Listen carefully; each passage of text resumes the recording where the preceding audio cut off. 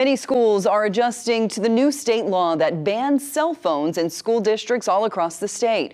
Ozarks First Parker Paget live in Nixa tonight after speaking to teachers and a student about that change. Parker? Yeah, the district here actually rolled out a similar policy last year, but obviously having to step it up to comply with state law. And I talked to people who say they see both sides of this issue, but believe the cell phone ban is something that can improve the learning experience for teachers and students.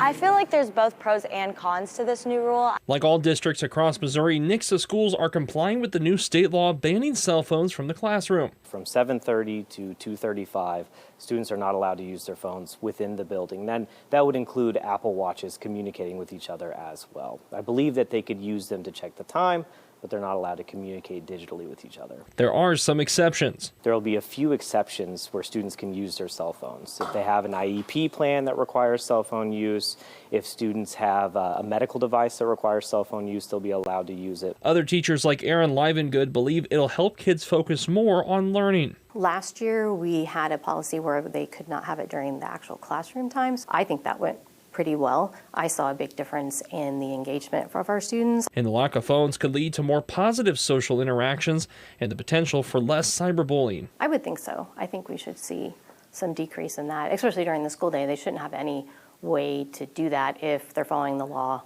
and doing that in good faith. We should see a reduction of that. Sharika Biswas is a Nixa student who sees both sides. We're very on our phones during classroom, not like talking to each other. I think this is a great way to create more relationships in the school. The cons, I think, is just like during emergency purposes, it is kind of hard, like if we need to contact parents or anything. Although she didn't think there needs to be a law for schools to enforce their own policy. I think the statewide level is extreme at some points. I think schools really need to see how their school is doing itself and like what they need to fix.